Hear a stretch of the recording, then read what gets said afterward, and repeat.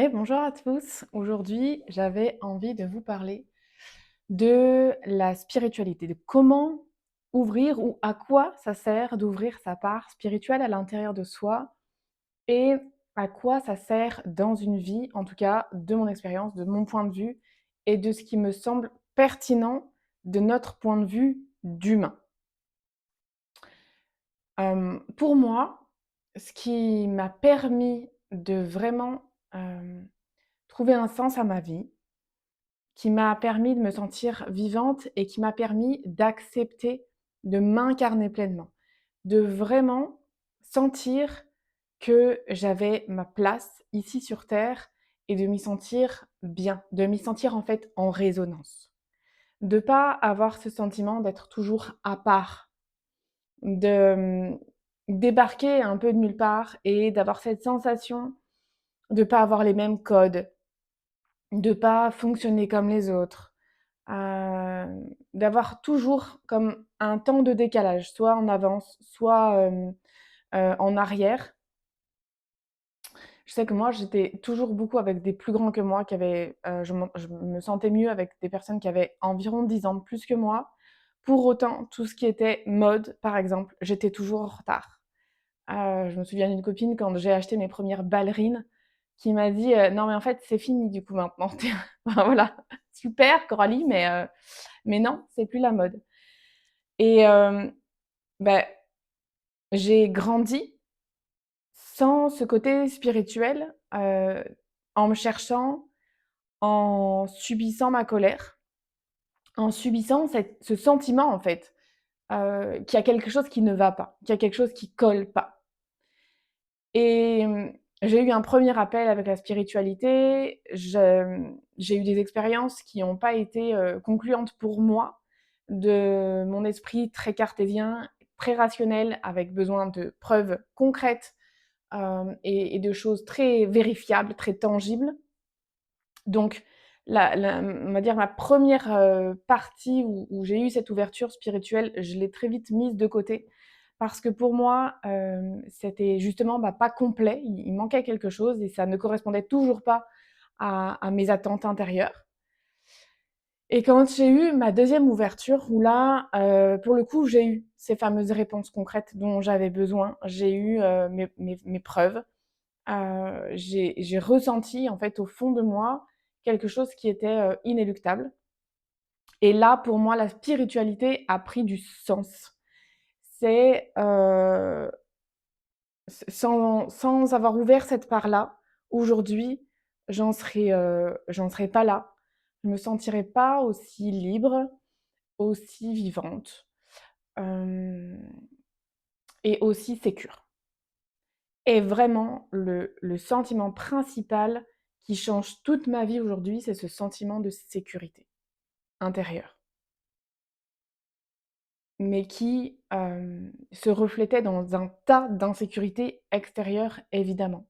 Le sentiment d'être toujours suivie, d'avoir quelqu'un qui va rentrer dans ma maison, pour, soit nous voler, soit pour, nous faire du mal, que ce soit moi, mes enfants. Quand mon mari était là, ça allait mieux, mais quand j'étais toute seule, c'était une catastrophe.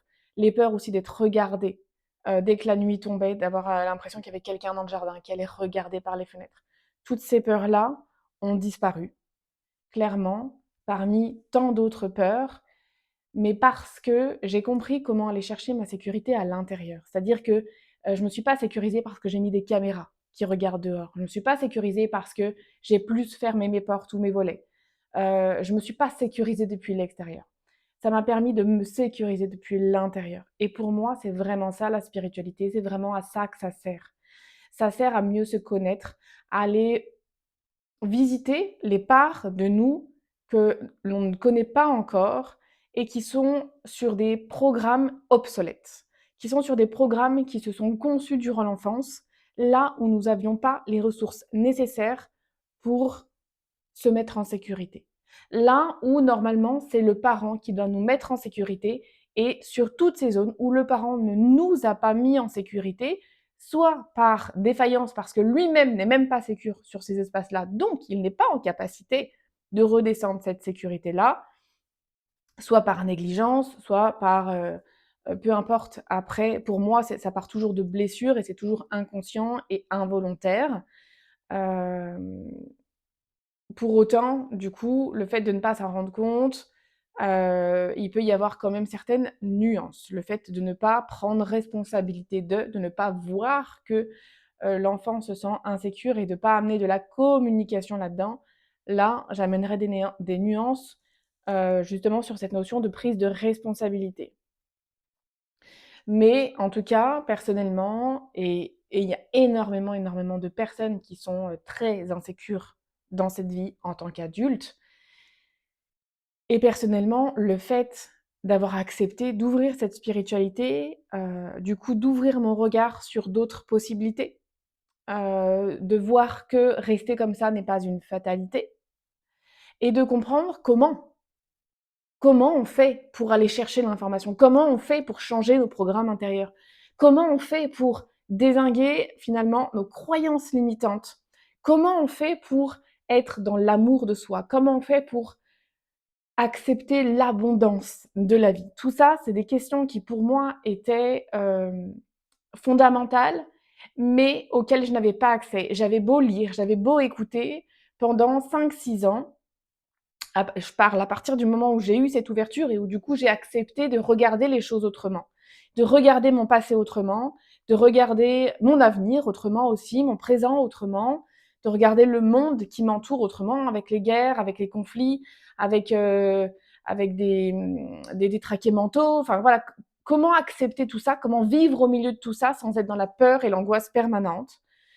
Et de pouvoir faire grandir mes enfants avec un sentiment de sécurité. Ça a été vraiment une grosse question et donc du coup, cette ouverture, bah, m'a permis d'accéder à tellement de réponses par rapport à tout ça et je suis dans une gratitude, mais tellement immense d'avoir, persévéré parce que 5, 6 ans, c'est très long quand on a l'impression de pas vraiment creuser, d'arriver, de voir la lumière au bout du tunnel, de de de lever des couches, lever des couches, lever des couches à l'intérieur de soi, de voir des mémoires, de creuser sans cesse et d'avoir la sensation que oui, ça avance, mais ça avance à petits pas, ça avance un petit peu, c'est pas non plus, l'extase totale et là, aujourd'hui, je sens ça. Je sens que j'ai passé, un cap et que je me sens vraiment, beaucoup plus sécure dans plein de choses et que c'est OK pour moi de m'accorder l'abondance, de m'accorder de l'amour pour moi, et dans plus de façon théorique, d'avoir vraiment intégré ça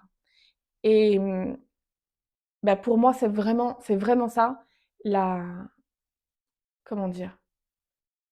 Heu, pas la justification, mais un petit peu dans ce sens-là, c'est-à-dire de, pourquoi? À quoi ça sert d'ouvrir ce côté spirituel, en fait, finalement?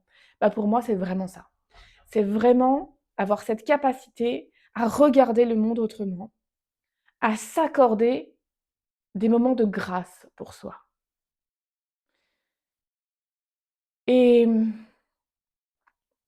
ça dépend des personnes, mais ça prend souvent, malgré tout, du temps d'en arriver là, d'en arriver à ce cap où vraiment on comprend pourquoi on a parcouru tout ce chemin. Un peu comme si on se mettait à faire une randonnée, on part en pèlerinage, on nous a dit que, par exemple, ou on a vu des photos, on nous a dit qu'arrivé là-haut, le point de vue était tellement extraordinaire que ça valait toutes les heures de marche, qu'il y a avant. Et donc, parce que l'autre vous a raconté ça avec un engouement incroyable, parce que vous avez le sentiment profond que c'est vrai, mais sans en avoir eu la preuve encore, mais vous vous mettez en chemin. Mais c'est long parce que vous traversez des forêts, vous êtes dans le noir. Tantôt, c'est un petit peu plus éclairé, mais du coup, c'est vaste et il y a rien, il y a pas de fleurs, c'est sec, par exemple, vous voyez? Et donc du coup, il y a des petites choses sur le chemin qui vont vous donner envie d'avancer encore. Et à l'intérieur de vous, vous allez sentir pourquoi vous êtes là. Et c'est ce qui va créer à chaque fois un élan de motivation supplémentaire pour avancer encore. Et avancer encore. De vous dire, j'ai pas commencé tout ce chemin pour rebrousser maintenant. Je vais aller jusqu'au bout pour me faire mon idée. Pour voir comment c'est à l'intérieur de moi. Et c'est exactement ce sentiment-là avec lequel j'ai avancé et que j'avance encore aujourd'hui dans cette ouverture et dans ma spiritualité. Et en fait, pour moi, la spiritualité, c'est vraiment la connaissance de soi et l'introspection avec toutes les lois de l'univers que ça comporte, comment fonctionne l'abondance, comment fonctionne la manifestation, comment fonctionnent les lois de cause à effet, comment fonctionne l'effet karma. Voilà, toutes ces lois-là, on les apprend au fur et à mesure, à force d'expérience et à force de lire ou d'intégrer mentalement une théorie, hem, mais qui, tant qu'elle n'est pas intégrée profondément dans le corps, n'est n'est pas validée, en fait. Mais c'est à force de mini victoires intérieures qui nous poussent à toujours continuer parce que même si on a le sentiment que globalement, bah, voilà, on n'a pas cette ouverture sur le paysage incroyable encore, on pressent qu'on avance, on pressent. Il y a des petites choses qui nous mettent la puce à l'oreille de dire ah j'ai quand même avancé, j'ai quand même je change de paysage, donc ça veut dire quand même que j'avance et que je me rapproche de ce point-là. Mais encore une fois, sans savoir exactement ce qu'on y trouve, sans savoir si on va être déçu ou pas. Vous voyez. Euh, donc ça demande d'avoir la foi, ça demande un lâcher prise, ça demande de la patience, ça demande de la persévérance et ça demande beaucoup de courage de continuer. Parce que ce point-là, il est en haut de la montagne et ça monte et ça monte et parfois on glisse et parfois il se met à pleuvoir et parfois le soleil sort et on a très chaud et parfois on a soif et voyez? Donc mais par contre de temps en temps, on a aussi de belles éclaircies, de beaux paysages, un ciel lumineux, un petit oiseau qui vient gazouiller et qui nous amène quelque chose de nouveau, un petit papillon, une fleur, enfin voilà, voyez? Il y a tout un tas de détails comme ça sur notre chemin qui vont nous conforter dans le fait qu'on est sur la bonne voie. Mais pour moi, voilà, c'est ça. La spiritualité, c'est pas parfois, ce que je veux dire, c'est on se fourvoie ou on s'imagine parfois la spiritualité comme quelque chose où juste je fais un voyage intérieur et ah, je suis bien. Et ce truc, hein, enfin, perché, en fait. Souvent, on imagine ce truc perché. Et moi-même, c'est ce qui a fait que j'ai fermé la porte la première fois. C'est que tant que pour moi, ça n'amenait pas de concret, que j'arrivais pas à faire redescendre l'information vraiment dans la matière, bah pour moi, c'était du faux. Et il y a quand même cette image collective qui est là, de on croit en un truc qu'on n'a jamais vu, on croit en un truc qui n'existe pas, mais on y croit parce que peut-être qu'il y a de la superstition derrière. Si je n'y crois pas, il va m'arriver tel truc. Et pour moi, la spiritualité, c'est pas ça. C'est-à-dire que je fais vraiment la différence entre la religion et la spiritualité. Et pour moi, la spiritualité, dans la façon dans laquelle je la vis, c'est vraiment quelque chose qui vous ancre profondément, qui vous met les deux pieds sur terre, qui vous met face à votre vérité, qui vous met face à la réalité de votre souffrance intérieure. Et que c'est parce que on accepte d'aller voir cette souffrance intérieure qu'on déloge en même temps toute la beauté des lois de l'univers, de notre monde, de notre être, de qui nous sommes, nous. C'est tout un panel.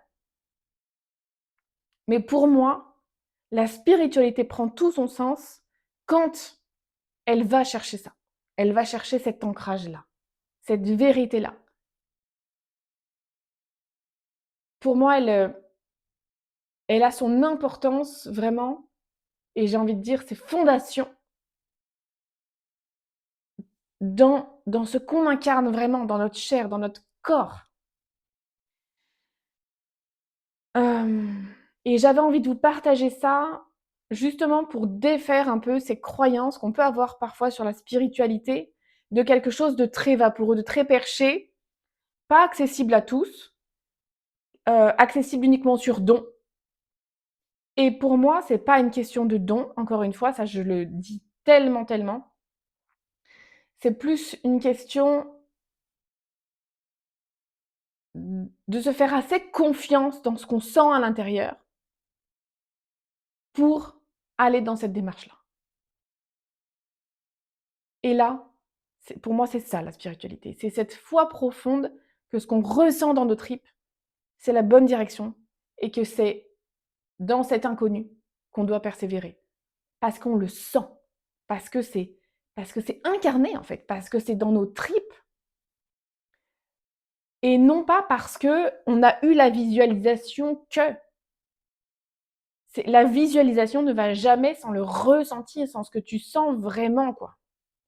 Et là, pour moi, on va chercher cette union des polarités, ce côté matière et le côté, invisible. Parce qu'effectivement, on a quand même tout un système qui fonctionne à l'intérieur de nous. Notre corps a quand même, un pourcentage d'autonomie énorme. La digestion, le renouvellement cellulaire, la circulation, enfin je veux dire, on n'est pas en train d'actionner ou de penser au fait qu'il faut faire ci, qu'il faut faire ça. Notre corps fonctionne tout seul. Et ça, c'est une machinerie qui reste invisible à nos yeux. Nous, on voit que la surface, on voit que notre peau, mais on ne voit pas l'intérieur. Donc, on fait déjà confiance en fait à cette machinerie-là intérieure. On a déjà foi en cette machinerie-là intérieure. Et c'est de faire corps entre ce qu'on sent véritablement, ce qui est là dans notre corps, qui est perceptible, qui est la preuve finalement de ce qui se passe dans l'invisible.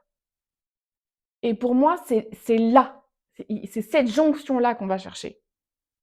C'est d'ouvrir ses capacités, donc sa spiritualité, d'ouvrir ses capacités à ressentir ce qui se passe en nous sans même le voir, mais parce qu'on le sent, on capte l'invisible.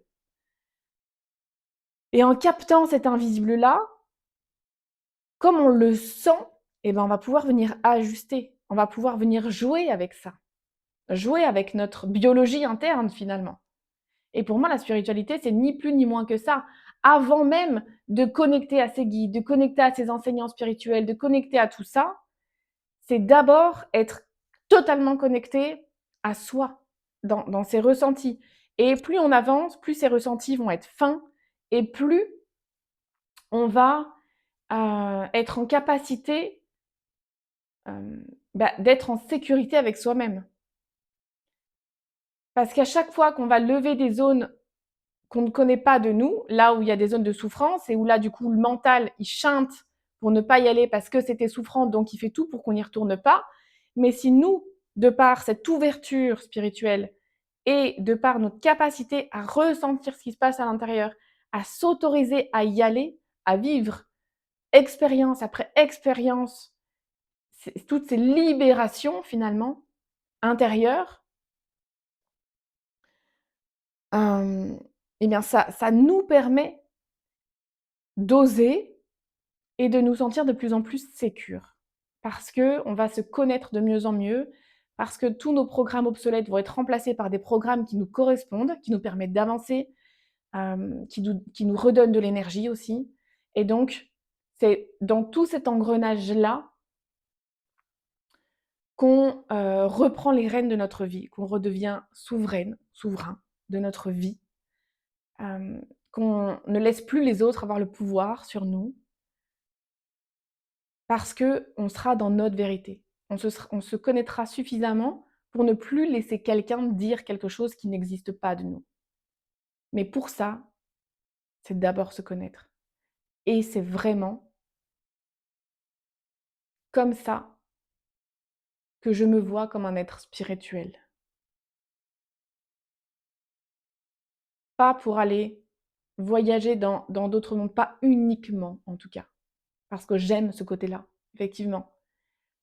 Mais pas uniquement pour ça. C'est aussi descendre dans les profondeurs pour se connaître suffisamment, être en sécurité et enfin oser et se sentir en capacité de s'ouvrir totalement au monde, petit à petit. Voilà, pour moi, c'est ça, le pourquoi ça sert de s'ouvrir à sa spiritualité, pourquoi c'est important de ne pas mettre cette part-là de côté, c'est pour ça. Voilà, c'est ce que j'avais envie de vous partager aujourd'hui qui me venait là. Si vous avez envie de me partager dans les commentaires, comment c'est pour vous? Qu'est-ce que la spiritualité signifie pour vous? Est-ce que cette vision-là vous parle? Est-ce que vous êtes encore dans une spiritualité qui vous fait peur? Est-ce que vous êtes dans une spiritualité, bah, uniquement, connectée sur le haut, sur, vos guides, les anges, les enseignants, les autres mondes et cetera? Ou est-ce que, voilà, vous êtes dans une spiritualité qui ramène à l'incarnation, qui ramène au corps, qui ramène au concret? Je vous lirai avec grand plaisir. Si vous avez des questions, n'hésitez pas. Heu, Si vous avez besoin d'aller plus loin, dans mes accompagnements, mes enseignements, mes stages, n'hésitez pas à m'écrire. Je vous remettrai mes coordonnées, en description pour pouvoir me trouver facilement. En attendant, je vous souhaite une très, très belle semaine et je vous dis à lundi prochain. N'hésitez pas à liker, à commenter, à vous abonner à la chaîne. Ciao!